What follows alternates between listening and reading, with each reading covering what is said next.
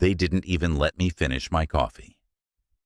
1 minute, I was in the middle of revising our Q3 forecast. 72.8% of projected revenue came from my division. And the next, I was being escorted upstairs, like I was contagious. The new CEO hadn't been in the building more than 6 weeks, and already I could smell the rebrand in the air. Louder fonts, younger faces, and meetings that started with TikTok trend reels. My name's Matthew Cade. I'm 41. Or, as Riley Marks would put it, pre-viral era. I was the Chief Strategy Officer at Virion Analytics, a mid-cap B2B intelligence firm that used to trade on substance. For 8 years, I built the engine that turned us from a niche SaaS side player into an industry staple. I'd survived 2 acquisitions, one near lawsuit, and a global shift to remote, all without losing a single core team member. But apparently none of that matters when the feed doesn't find you fresh. The receptionist didn't meet my eye as she buzzed me through. Riley's door was open. She didn't look up. "Close it," she said, typing something into Slack with her pinky. "And sit." Her office was a showroom. Pale wood, glass, and the kind of art that didn't mean anything but made you think you were supposed to understand it. She finally glanced up, smiled like someone about to give a TED Talk, and slid the envelope across the desk. "We're pivoting," she said. That word, pivot, as if strategy were a dance routine. "We've decided to sunset the enterprise division. Your role, while previously valuable, doesn't align with our velocity model." I didn't touch the envelope. Velocity model. She clasped her hands like a prayer. Momentum, market resonance, narrative elasticity. You're speaking a language the market doesn't understand anymore, Matt. I should have said something, should have argued, but I just stared at her. 29 PowerPoint slides in a pantsuit, spouting buzzwords like they were gospel. She tilted her head. "We need someone who builds momentum on the social media feed, not just in the boardroom." I stood up, smoothed my blazer, took the envelope and shook her hand. She looked disappointed that I didn't beg, that I didn't try to sell her on my worth. But I've never pitched from desperation. I walked out without a word. By the time I hit the parking garage, my badge had already been deactivated. I had to call security to let me retrieve the box I kept under my desk. 8 years of thank you notes, M&A napkin math, and a photo of my team on launch day. People don't frame moments like that anymore. I went straight to the rooftop bar on 11th and Mercer. The one with the dumb name, VUE, but strong drinks and no dress code. I ordered a neat bourbon and stared out at the skyline while my phone buzzed like a beehive in my pocket. First came the texts from my team. "What happened? Are you okay? They're insane. You built this place." Then came the emails, subject lines like WTF and Need to Talk, and one from Darren, my mentee, that just said, "Tell me this is a joke." He called while I was halfway through the glass. "You're telling me Riley canned you?" he said, his voice cracking, like he couldn't decide between anger and disbelief. "Your team brought in nearly 3/4 of all revenue this year. How does that make sense?" "She said the boardroom's not the battlefield anymore," I muttered. He went quiet, then said something that stuck harder than anything Riley had spewed. "They didn't just fire you. They unplugged their power supply." I didn't respond. I just looked down at the city, the pulse of it, the glow. From this high up, the office towers didn't look like powerhouses. They looked like tombstones, cold, lit-up, empty tributes to something people forgot to believe in. I finished the drink. Another one arrived without me asking. Darren had sent it from across town. His message just read, "Still in your corner." That meant more than he knew. The bartender leaned over, said he recognized me from an interview I'd done last year on building resilient growth models. "Didn't you work for V something?" "Virion," I said, setting the empty glass down. Past tense. He nodded like he'd seen it before. They all fall in love with the feed until it stops liking back. I almost laughed. Almost. By the time I left the bar, I'd already bought a whiteboard and a cork strip from the hardware store down the block.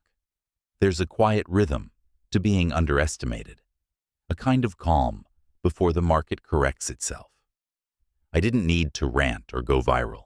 I didn't need to prove Riley wrong with noise. All I had to do was wait for the silence to speak. The silence was the worst part. Not the moment Riley fired me. Not even the echo of the elevator doors closing behind me that day. No, it was the days that followed, sitting in a half-empty downtown loft surrounded by cardboard boxes and dust, where momentum used to live. That's what grief looked like for me. Not tears, not rage, just air that no longer moved. I'd downsized fast, sublet my condo to a recently funded crypto founder with too many monitors and not enough furniture. Signed a short-term lease in a co-working loft, concrete floors, cold lighting, the kind of place where every wall doubles as a vision board. It smelled like burnt coffee and other people's ambition. I didn't bother setting up anything fancy, just a folding table, a chair, and my old ThinkPad. Next to it, a stack of manila folders filled with everything Riley thought was obsolete. That morning, I was boxing up the last of my apartment. Old campaign boards, my framed patent application, a Polaroid of my team after landing the McAllister account, when the recruiter called. Her voice was smooth, transactional, like she was reading from a screen. "Just wanted to update you on the strategy opening you expressed interest in," she said. I hadn't expressed interest. She'd called me, not the other way around. But I let her talk. They've filled it internally, a fast-track promotion from their innovation pod. Pretty impressive trajectory, actually. Only 2 years out of undergrad. My jaw tightened. "Who?" I asked. "Tristan Vale. You might know him." I did. I'd interviewed him myself 2 years ago. Bright kid, good instincts, but green as hell. Riley had liked his aesthetic intuition, whatever that meant. She'd pulled him onto her pet project team, and I never saw him again. I assumed he was making TikTok reels for product rollouts. "He's launching a new GTM framework," the recruiter continued, "supposed to be agile, high-empathy storytelling. They're calling it the Echo Spiral." I froze. The Echo Spiral wasn't new. It was mine. Not in name, but in structure. I'd designed it back in 2021 during a supply chain nightmare, mapping decision tree empathy to response funnels. We used it to rebuild our onboarding flow and tripled conversions in 6 weeks. Tristan must have found the framework in my archives, slapped a buzzword on it, and called it vision. The call ended. I didn't remember what I said. I just sat there, staring at the box in front of me. I opened the flap and pulled out the original binder. Section 4. Empathic Loops and Narrative Drift. Line by line, it was the Echo Spiral. I should have been furious, should have tweeted the receipts, should have called my lawyer. But instead, I just stood there, holding a page I wrote, watching it tremble slightly in my hand. Not from rage, just from how still everything had become. That afternoon, the press release hit. Virion announces strategic vision refresh. Gen Z leadership takes the helm. My phone lit up again, this time with media alerts. The quote at the top of the release was from Riley herself. "Legacy teams slow the pivot. It's time to let the algorithm guide the mission." I sat down, slowly, closed the binder. The words didn't sting, exactly. They just hollowed something out. There was no mention of me. No acknowledgement of the revenue streams I built, or the partnerships I brokered, or the teams I trained from scratch. Just a single sentence. "We thank our former executive leadership for their contributions during the transition." That was it.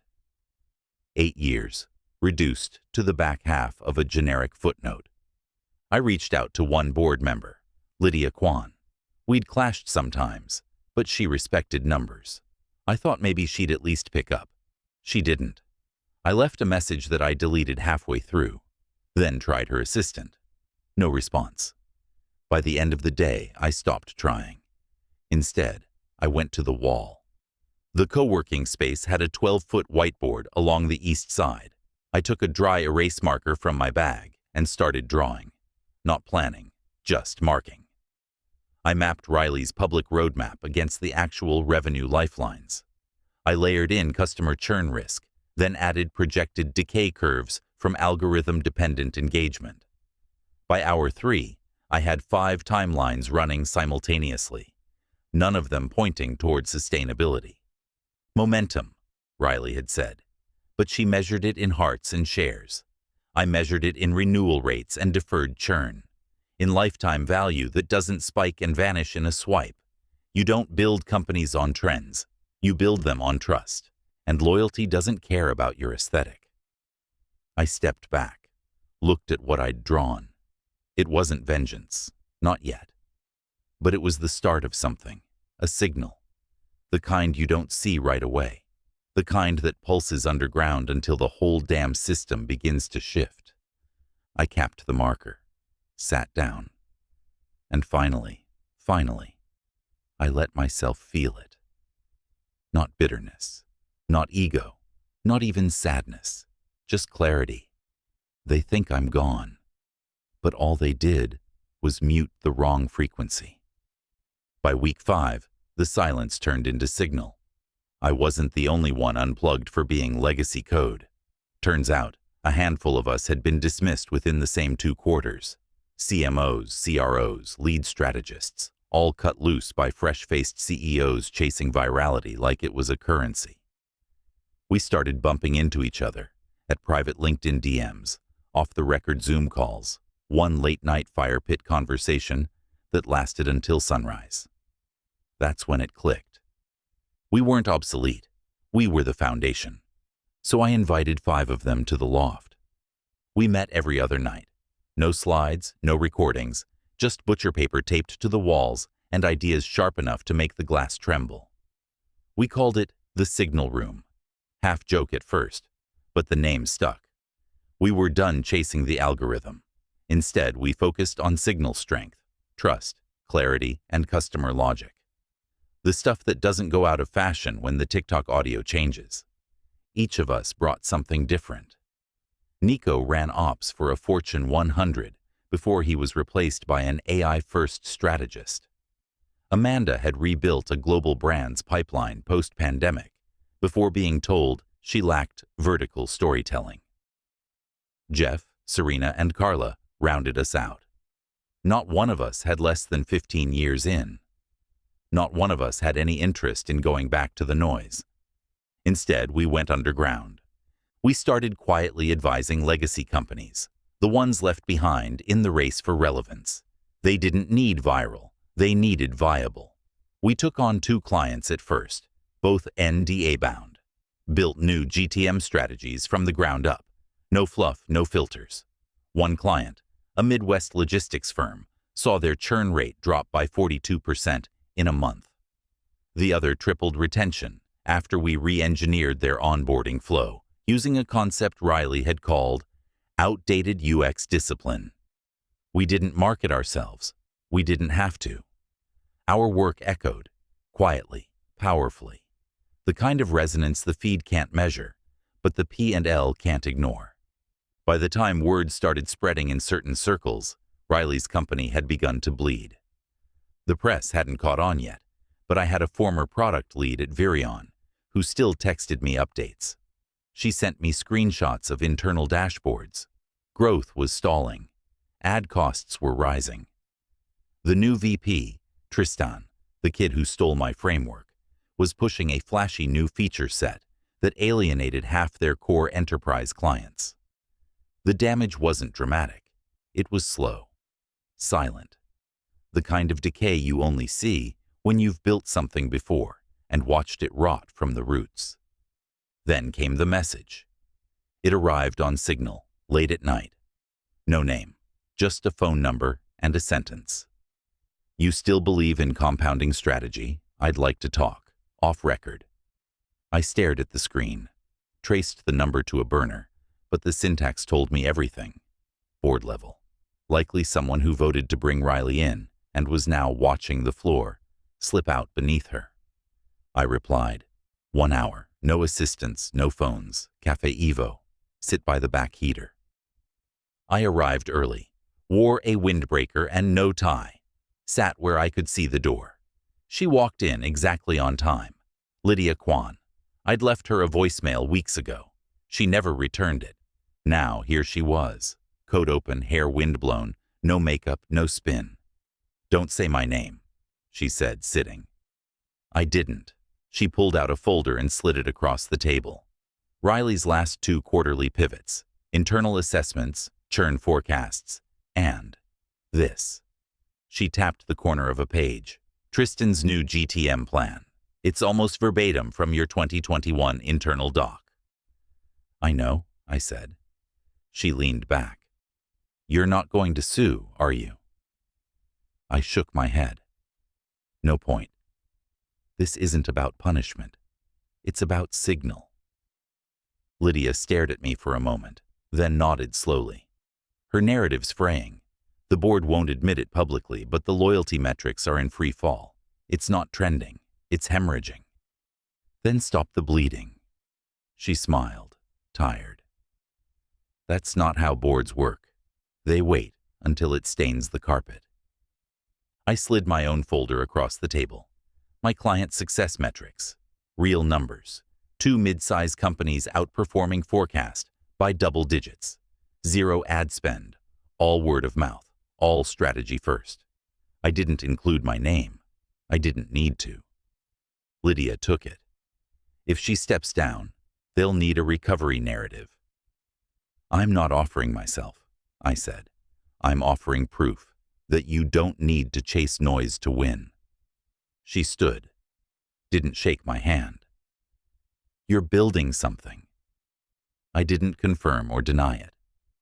She turned to go, then paused. "You never went public. You never posted about what happened."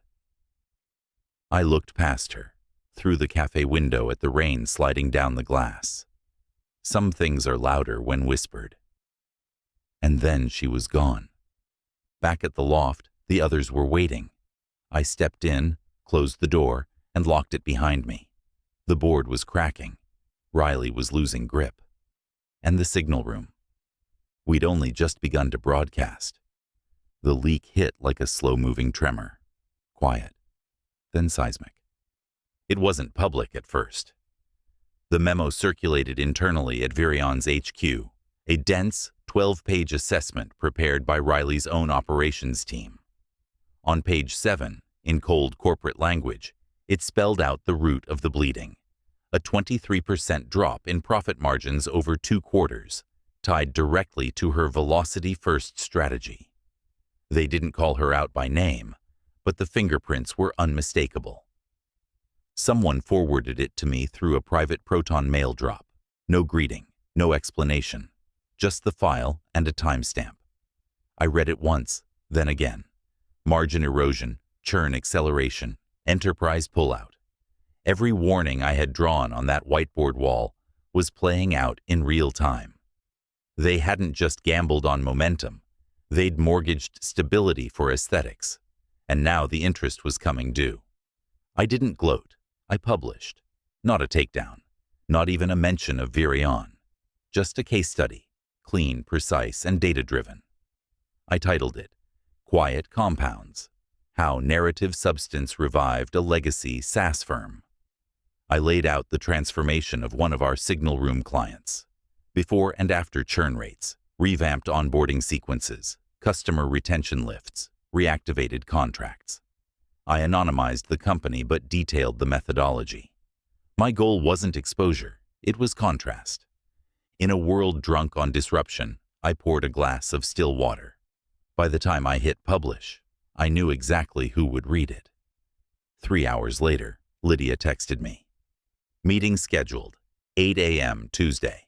Emergency agenda. Executive recalibration. Riley didn't know it yet, but the conversation was no longer about her strategy. It was about whether she still fit inside the building. That Tuesday morning, I sat across from a former colleague at a cafe 2 blocks from Virion HQ. I watched through the window as black sedans began pulling into the underground garage, one by one. I knew that rhythm. Board members don't show up in clusters unless the topic is radioactive. Inside, someone was trying to control a narrative that had already unraveled. I took a slow sip of espresso. I didn't need to be in that room to feel the static. Reports later told me Riley opened the meeting with a slide deck titled Gen Velocity Phase 2. She never made it past slide 3. The CFO interrupted her with the leaked memo. The general counsel confirmed the numbers. By slide 5, half the board had closed their laptops. The assistant cleaning out her bookshelf did it quietly, methodically, starting with the branded notebooks and moving on to the shelf of unread business books. Someone snapped a photo. I never saw it, but I got the text that followed. From Sophie C. Hey, not sure if you've heard. There's a vacuum here, and it sounds a lot like you. Sophie had been my summer intern 3 years ago.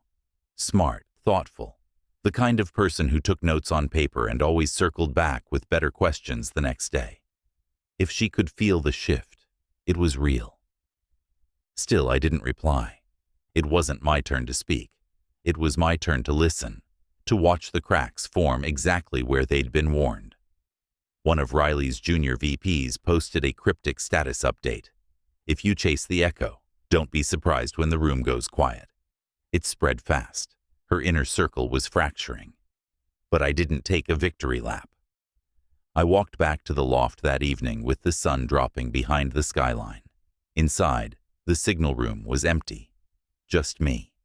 I looked at the board, the layers of data, timelines, trajectory maps. The client projections pinned like coordinates on a war table. Everything we'd built in the dark had led to this moment. There was no press conference, no big reveal, just a quiet correction beginning to take root. Vindication doesn't always arrive with noise. Sometimes it walks in softly, carrying a resignation letter that hasn't been written yet, but already lives in the eyes of the board. I erased one section of the wall, replaced it with a new question. What comes after silence? And then I drew a circle. That night, Darren called. His voice was calm, almost reverent. They're saying she's on a plane tomorrow. Miami, maybe London. Internal comms haven't confirmed anything, but everyone's acting like it's done. Could be, I said. She left the boardroom first, didn't even look at anyone. I didn't ask for more. Instead, I opened a bottle of scotch I'd been saving since the McAllister acquisition, poured one glass, left the rest. I sat by the open window and let the air carry it all away. Not the pain, not the politics, just the weight. They'll find someone else, maybe someone louder, maybe someone flashier. But for now, the echo had stopped, and the static? It had finally cleared. The ocean doesn't care about your metrics. It moves, whether or not you post about it. Crashes, rolls, retreats, returns, on its own schedule. No calendar sync, no push notifications, just rhythm. That's why I chose this place. A minimalist coastal house tucked into a bluff above the water. Wind-carved wood and concrete. No signal unless you stand on the third step of the back porch with one leg raised like a flamingo. It's perfect. The retreat wasn't advertised. No agenda. No logo. Just a quiet invite to 6 people I respected, each one a founder, CMO, or strategist, who'd been through the fire and come out the other side scarred but sharper. We called it a round table, but there was no table. Just a fire pit, low chairs, and 2 bottles of Ardbeg I'd saved since the acquisition that never happened. We talked. That's all. No slides, no keynotes, no buzzwords, just unpolished honesty about the rot in the industry, about the addiction to attention masquerading as growth, about how every company now thinks resonance means reposts. We told stories, shared scars, compared the moments we almost gave up to the ones we quietly reclaimed power. Someone asked me if I missed the title, Chief Strategy Officer. I told him the truth. I don't miss the title, I said. I miss the quiet before the pivot, the moment just before someone says, "This won't scale," when everyone's still thinking instead of selling. They nodded. They knew. The second night, we lit the fire early. Amanda brought handwritten notes from a decade-old launch. Nico shared an email he'd never sent, drafted the night before he was forced out. It wasn't therapy. It was pattern recognition. Around midnight, as the flames softened and the waves below grew louder, one of the younger founders, Samir, sharp as a razor and twice as quick, looked at me and said something I'll never forget. "You didn't just change the signal," he said. "You changed the station." I didn't respond, just looked at the fire and let it land. That's what I'd wanted. Not revenge, not validation, just signal clarity in a world full of noise. If you build the right frequency, the right people find you. They left the next morning. Early flights and quiet goodbyes.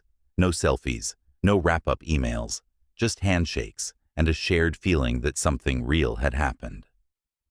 After the last car disappeared around the bend, I stood on the porch alone, the sea breathing in the distance.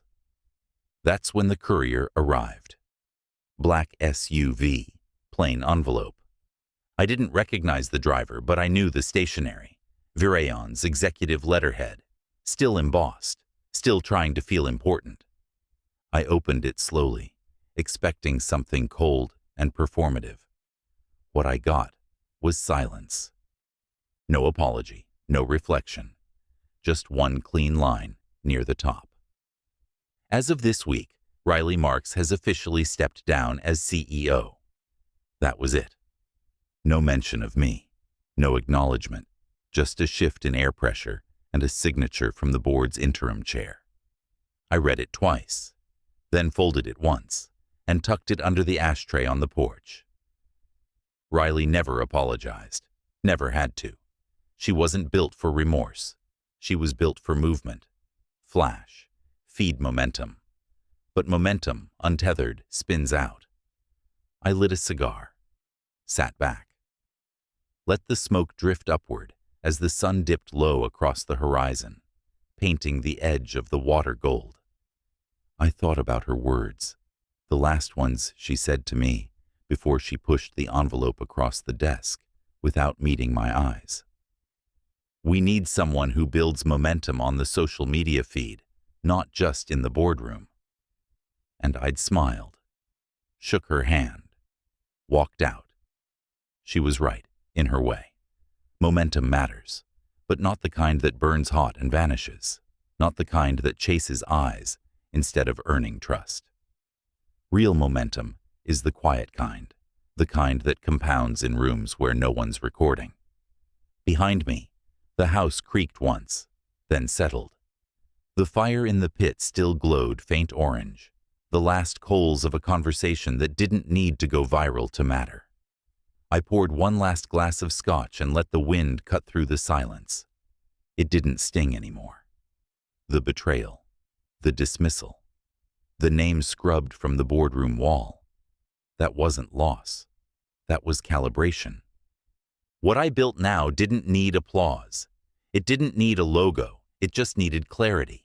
And the right people, people who don't chase signal but live inside it, were already tuning in. Turns out I didn't need to chase attention. I just had to let it find the signal.